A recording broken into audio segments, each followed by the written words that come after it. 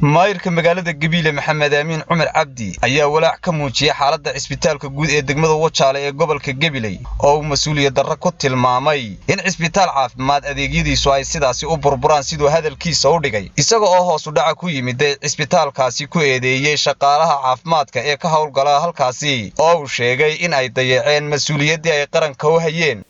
wallahi very disappointed baan ka noqday cisbitaalka ay warbixinta laga soo diyaariyay sababtoo ah waxa weeyaan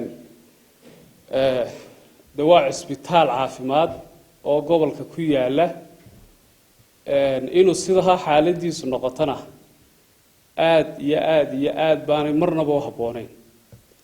mas'uuliyadana cid baale lama wada laha maayir Amiin ayaa waxa kale oo beeniyay in cisbitaalka Wajaale ay jiraan shaqaale bilaa mushahari balse waxa uu sheegay in 30 shaqaale oo ka howlgala cisbitaalkaasi ay qaataan kana ay siiyaan qaar ka mid ah hay'adaha madaxa banaan ee Somaliland ka caawiya dhinaca caafimaadka sidoo hadalkiisa u dhigay Soomaalidu waxa weey hadaynu waxa la yiraahdo cudurka kaagala fardaha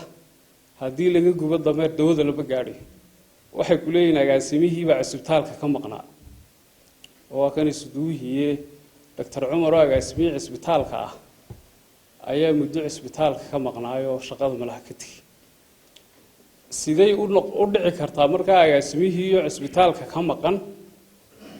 oo tiro 30 ku dhow oo shaqaale ah oo rag iyo dumar ah oo waliba lacag qaato oo volunteer ku shaqeynay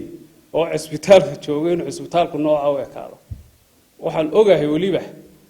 in qaar wali ay dhakhaatiir ugu yaraan 4 ku jiraan oo dhalinyartii wadanka wax u baratay jaamacadaha dalka wax ka bartay lacag ku qaadanaya yaani waxayna tusinaysaa inay xilkasnimo dar iyo isxilqaan la'aan ay jirto dalkeennan iyo ummadeenna hadayna isu xilqaami weyno meel alla meelinu gaarana runtii ma jirto oo inay runta isu sheego waxay alxamdulillah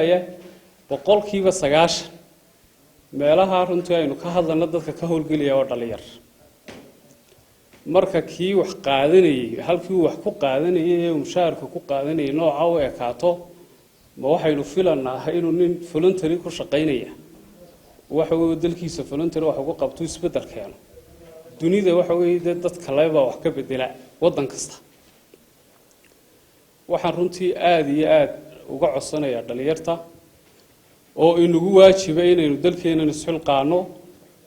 oo aynu nin walba halku joogo mas'uuliyadiisa guto si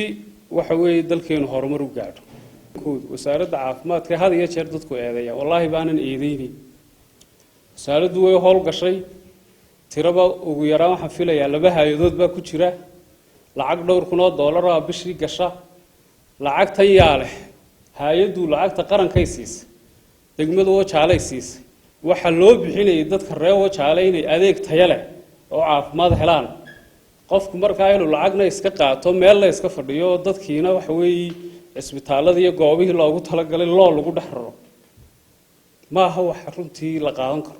maayirka magaalada Gabiley Maxamed Amiin Cumar Cabdi oo hadalkiisa sii wata ayaa sidoo kale wasaaradda caafimaadka Somaliland ka difaacay eedeymo loo soo jeediyay waxaana uu mas'uuliyadda hoos u dhac ku yimid cisbitaalka Wajaale dusha ka saaray shaqaalaha caafimaadka isagoo dhinaca kalena isbarbar dhigay xaaladda cisbitaalka Gabiley iyo Wajaale aad baa runtii aan arinta hoosta uga xariiqaya oo aan leeyahay mas'uuliyadda ma laha wasaaradda caafimaadka iyo waxa iska leh dadka shaqaalaha iskala shaqaaluhuna haday runtii meeshay joogaan ay u arki waayaan inay leeyihiin